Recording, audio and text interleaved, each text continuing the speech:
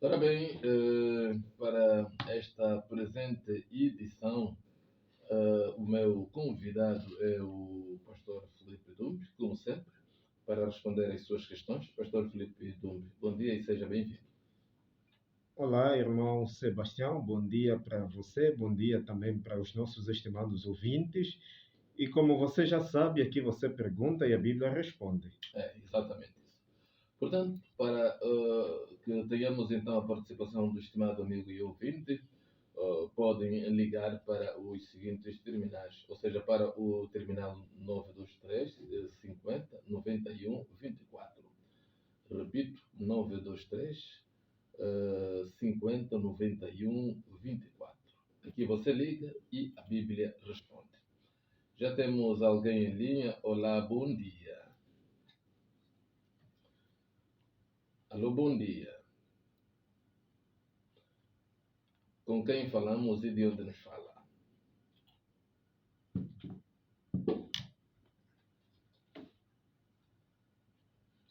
Amigo Constantino Mário. Qual é a questão que quero colocar agora?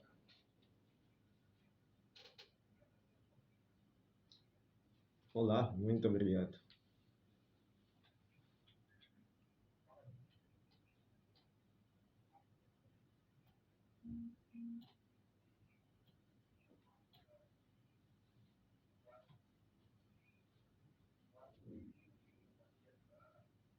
R$ 144.000. 144 mil.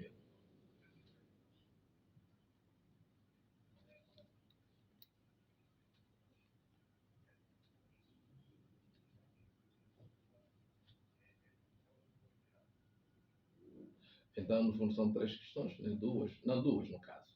A diferença que existe entre os 144 mil e o número 666 e depois se o número 144 mil é simbólico ou literal. Sim, senhor. Deixou então a sua questão. Muito obrigado pela sua participação. Continua aí do outro lado. Aqui e daqui a pouco o pastor já responde a sua questão.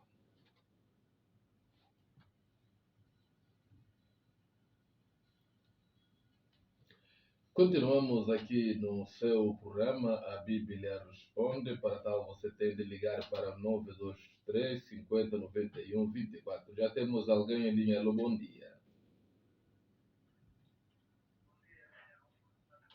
Fortunato Cariei, seja bem-vindo. Sim, senhor. Desta vez, o que é que nos traz?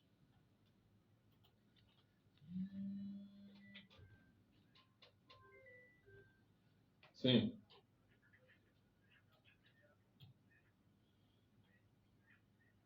O mesmo texto bíblico. Qual texto bíblico?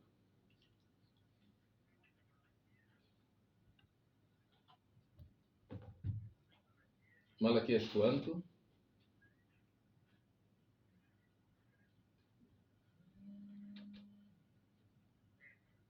Uhum.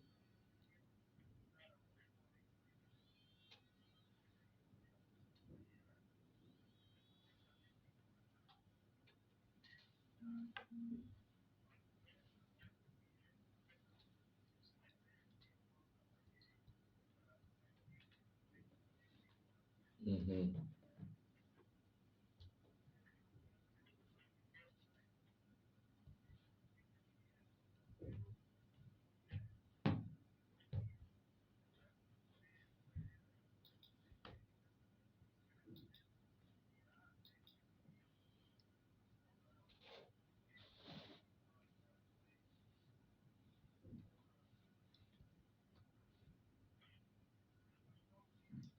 Fortunato, tem de ser breve porque os outros também precisam entrar em linha.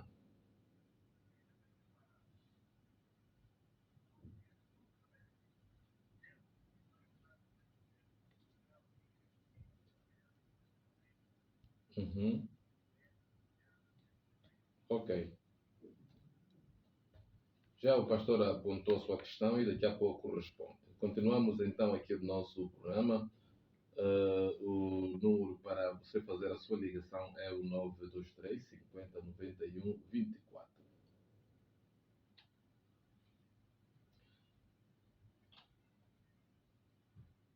Penso que as questões estão colocadas e o pastor vai respondendo as questões.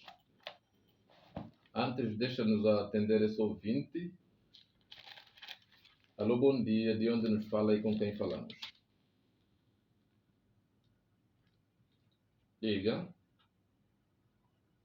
Bom dia, como está, mano? Sim. Não percebemos o nome?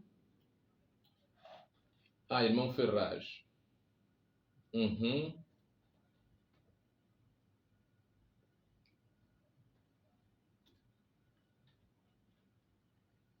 Lucas 24.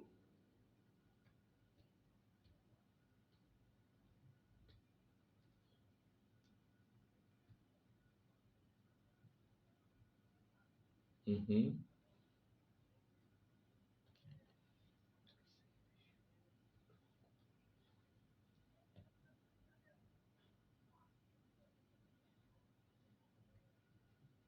Sim, senhor. Está registrada a sua preocupação, amigo Ferraz. Daqui a pouco o pastor já responde a sua questão. Se eram 2 ou são 1 anos. Tem mais uma questão, mano?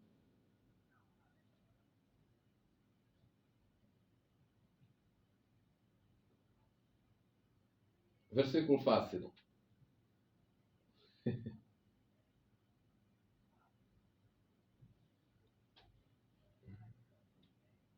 Pois, antes de entrarmos no ar já falávamos sobre essa questão. Então, dando-nos só uma pincelada. Estás a falar do Levítico sobre o sacrifício de animais, é isso? Uhum. Os textos. Manda só os textos.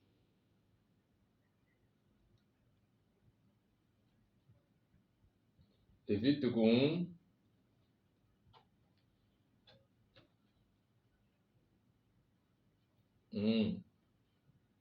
Hebreus 2, verso 4.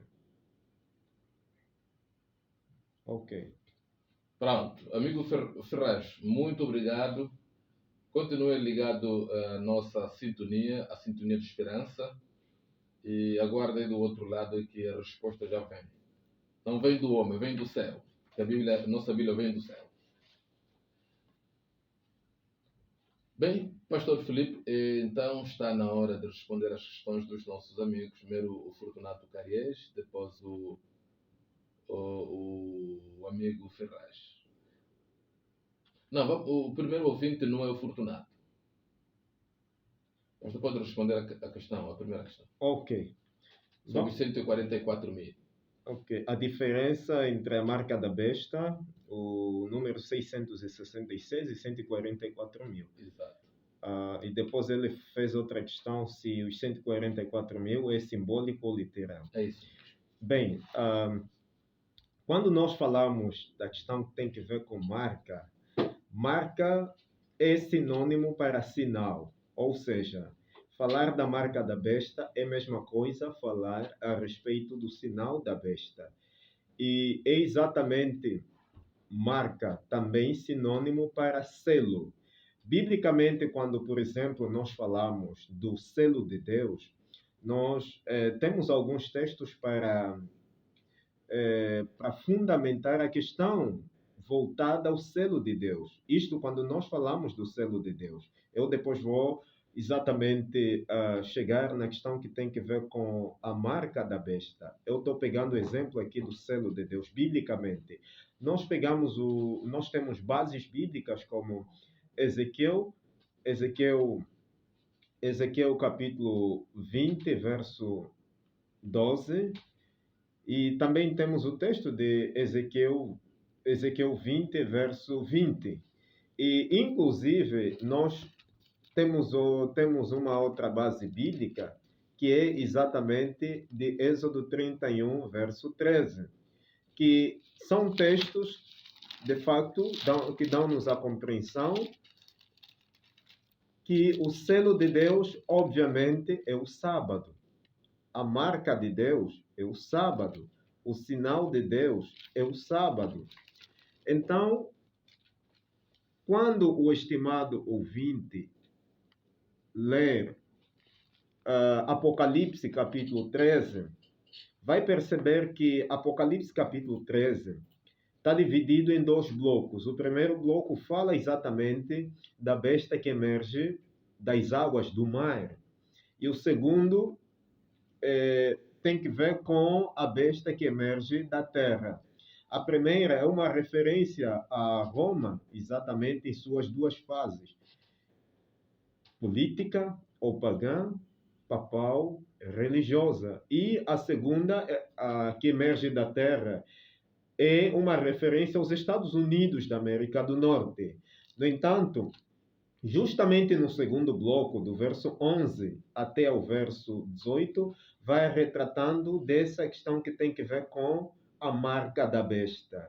Então, se a marca de Deus, o selo de Deus, o sinal de Deus, é o sábado, isto de acordo com os textos que eu fiz referência anteriormente, Ezequiel 20, verso 12, e Ezequiel 20, verso 20, e inclusive Êxodo 31, verso 13.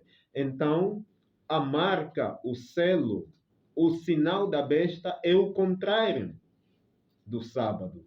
Em outras palavras, é o sábado espúrio. E qual é o sábado espúrio? Exatamente o domingo. Ou seja, neste preciso momento, ainda não é óbvio, ou ainda não podemos afirmar categoricamente agora de que o domingo já é exatamente a marca da besta, mas será futuramente. Mas quando futuramente? Quando for promulgado o decreto dominical. Biblicamente falando, quando for promulgado o decreto dominical, ali exatamente aqueles que concordarem em observar o domingo em substituição do sábado santo do Senhor, de acordo com Êxodo 20, verso 8 a 11 e Gênesis 2, verso 1 a 3, então estes, observando o dia de domingo, estarão como dia santo em substituição do sábado. Estes estarão exatamente recebendo a marca da besta. O domingo será a marca da besta. Agora ainda não é. Então, isto sim é que, na perspectiva bíblica, entende-se como sendo a marca da besta. O número 666, se o estimado ouvinte ler Apocalipse 13, aí nos verso 18, vai exatamente perceber que o verso 18 é o verso que faz referência deste número 666. E o que de facto significa esse 666? Muito, muito fácil. Na perspectiva do livro de Apocalipse, o número 7, na verdade, é considerado como sendo o número de Deus. Já múltiplos do número 6, que é 666, no verso 18 do capítulo 13 de Apocalipse, esse número 666 vai exatamente representar e enfatizar, dentro do contexto, falsificação e engano. E tanto é que isto pode se estudar fazendo o paralelismo à luz de Daniel capítulo 3, verso 1, onde pelo menos também sugere-nos lá alguns detalhes. No entanto, quanto ao número 144.000, nós podemos estudar isso dentro do contexto do capítulo 7 de Apocalipse e o capítulo 14. 144.000 é considerado, aqui vai já também a resposta da pergunta dele, se é simbólico ou literal. 144.000 é o número de pessoas que serão encontradas vivas por ocasião ou em detrimento do retorno triunfal de Cristo Jesus a essa terra. E claro que o número 144.000 não é ou não pode ser considerado como sendo um número literal, mas simbólico, porque não são apenas 144.000 pessoas que poderão fazer parte do reino de Deus ou da eternidade. Então, Seria quantos, muito... Então, quantos irão no céu? Na verdade, não existe um número definido, taxativo, biblicamente falando, do número de pessoas que poderão fazer parte da eternidade, de fazer parte do novo céu, da nova terra, de acordo com Apocalipse capítulo 21.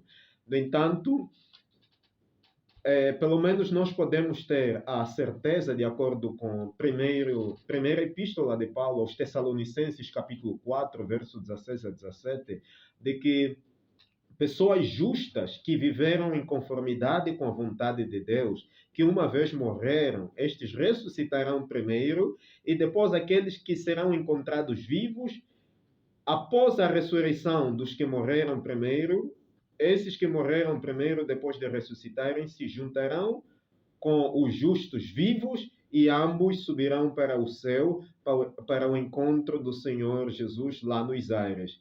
No entanto, o número 144.000, ainda como um número simbólico e não literal, também compreende-se na perspectiva de como sendo, ou de como envolve, como um número que também envolve aqueles que farão, aqueles que não só serão encontrados vivos por ocasião do retorno triunfal de Cristo Jesus a essa terra, mas também envolve todos aqueles salvos de todas as gerações, de todas as épocas, de todos os anos, de todos os séculos que de facto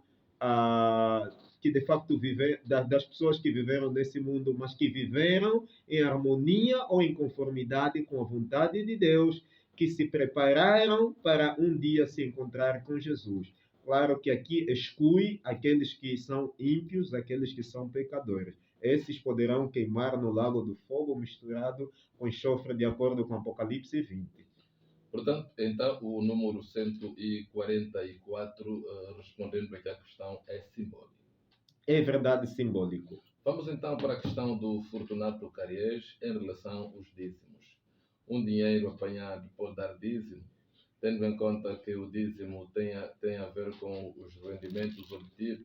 E outra questão dizia que tem um montante de aproximadamente 50.000 kwanzas e tem, ou ele ou a família, alguém esteja doente e não tendo outro dinheiro mais, vai recorrer a esse dinheiro violando o princípio ou de preferência morrer. São as duas questões que o Fortunato Cariés nos deixa. Baseando-se no Malaquias 3, roubará o homem a Deus? Muito boa questão. Na verdade, nós temos alguns textos bíblicos que podem ser usados como base ou fundamento para dar resposta ao nosso estimado ouvinte. Na verdade, a questão do dízimo, o dízimo é a 10ª parte daquilo que você tem, seja parte do teu rendimento, e aqui eu vou esclarecer alguma coisa que tem inquietado a muitos, porque algumas pessoas, o dízimo é 10% daquilo que você tem para devolver a Deus. Eu não uso a expressão, ou seja, eu não esclareço para as pessoas de que o dízimo é a 10ª parte do teu salário, porque estaríamos exatamente caindo num equívoco de que só pode dar dízimo quem ganha salário. Então é a 10ª parte de quê? Aquilo que eu disse, a 10ª parte daquilo que você tem em matéria de dinheiro para devolver a Deus. Pelo menos aí descartamos a ideia de que quem dá o dízimo, quem deve dar dízimo é somente aquele que ganha o salário. É o seguinte, existem bases bíblicas... Essa questão exige um grande esclarecimento. Com certeza, com certeza. O dízimo não só deve ser dado por aquele que ganha salário ou aquele que ganha um rendimento, não. Qualquer dinheiro, eu vou resumir por causa do tempo, mas sim, qualquer dinheiro que a pessoa obter, vamos supor que alguém lhe ofereceu um valor, esse valor oferecido, você pode exatamente tirar o dízimo para devolver a Deus. O dízimo é oferta, obviamente. Qualquer o pai que dá mesada no filho, o filho deve tirar o dízimo e a oferta para devolver a Deus. Todo dinheiro, seja de mesada, um dinheiro ofertado, você fez um biscato, conseguiu aí um dinheiro, devolve dízimo. Você vendeu um sapato, nesse dinheiro, tira... Sapato seu, no caso.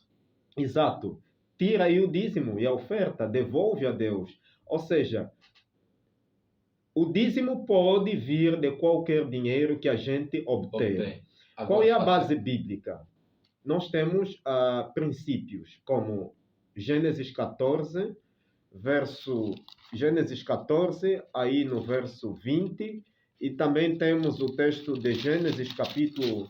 Deixa-me isso aqui, irmão Sebastião, por favor, leia só aí na sua Bíblia, Gênesis capítulo 14, verso 20.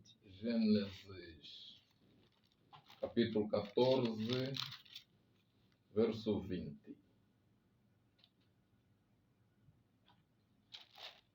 Gênesis 14, verso 20. É isso, pastor? Com certeza. Seja louvado Deus Altíssimo, que entregou os teus inimigos nas tuas mãos. Então Abraão lhe entregou o dízimo de tudo. Ok, então o princípio bíblico aqui, Abraão havia entregado o dízimo de tudo. Essa expressão dízimo de tudo, se nós cavarmos mais ao fundo, se eu tivesse tempo, faríamos isso. Então, leva-nos, essa expressão dízimo de tudo, leva-nos à compreensão de que o dízimo, a compreensão lógica de que o dízimo pode vir de tudo em matéria de dinheiro que a pessoa obter. Exato. E qual outro princípio bíblico? É Gênesis capítulo 28, verso 22. E além do mais, temos outro que é Deuteronômio 8, verso 18 e Filipenses 4, verso 19, de que tudo que nós temos é resultado das bênçãos de Deus. E as bênçãos de Deus são diárias, são em todo momento, em todo instante. Então, se as bênçãos de Deus nos são dadas em todo momento, então eu tenho que separar dízimo de qualquer coisa que, como parte das suas bênçãos, Ele me conceder. Exato. E também lembra aquela frase bíblica de que há mais bênçãos em dar do que em receber. Exatamente. Quanto mais você dá, então, quanto mais você é abençoado. Então, aqui são pelo menos dinheiro do dízimo, família doente.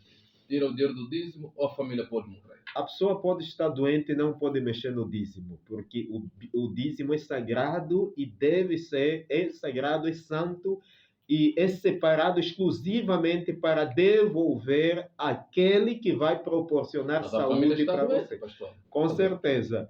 Aí nós podemos recorrer em outros recursos sem mexer no dízimo. Claro que você, se tiver um único dinheiro aí que é o dízimo, primeiro você pode pedir valor ou um dinheiro à família, caso não tiver outra alternativa. Pode pedir à família, pode pedir, quem sabe, emprestado a vizinhos ou amigos mais confiados, ou fazer um adiantamento do seu salário caso esteja trabalhando, ou fazer um empréstimo, mas mexer no dízimo não pode. Não é recomendável, segundo a Bíblia. Não se mexe no dízimo. Vamos então à questão do ouvinte Ferraz sobre o Lucas 24.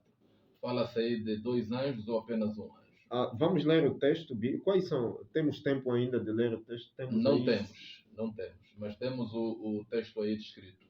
Ainda temos aí 5 minutos. Não temos 5 minutos. Estamos com 4 minutos, contando com fecho, encerramento e outras coisas. Vamos ler rapidamente o texto. Quais são Lucas os textos? 24. Lucas 24. Lucas 24. Qual é o verso que ele deu? Ele dá o versículo 1. Parece que deu dois textos, né? Sim. Parece que é Mateus, uma coisa dessa. Fala também de Mateus. Lucas 24. Verso 1. Deixa eu abrir aqui na minha Bíblia. Na ressurreição de Jesus, fala-se aí do número de anjos. Lucas 24, verso 1. Sim.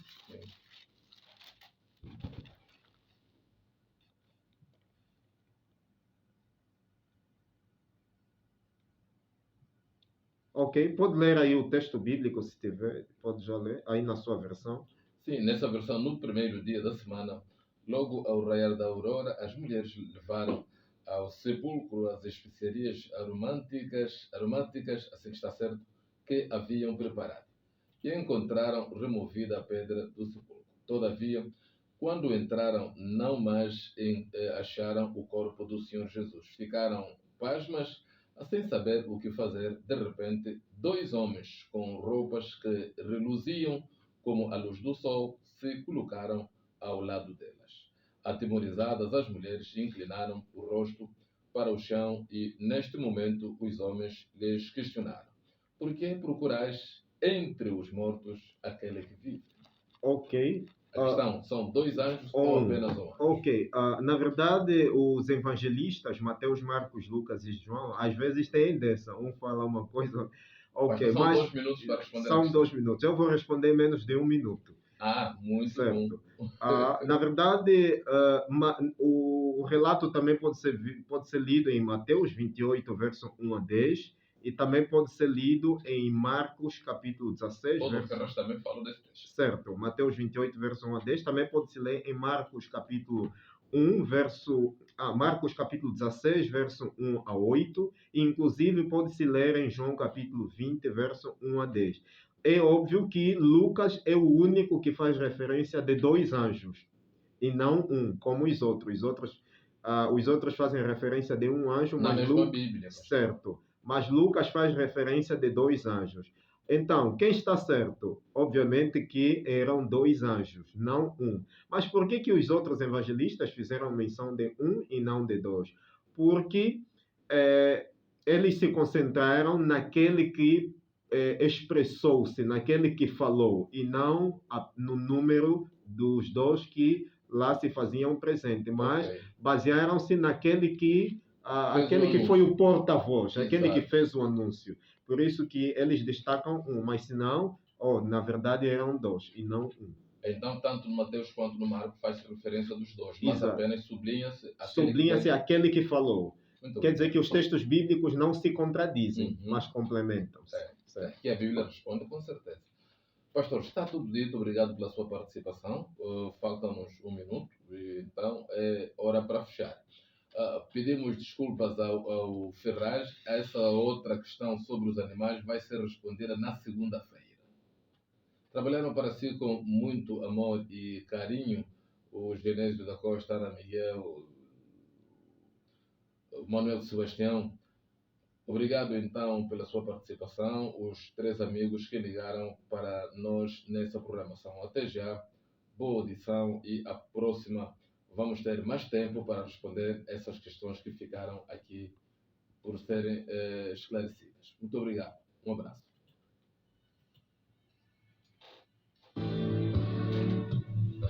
Mas pode orar. Diga. E muitas surpresas. Não.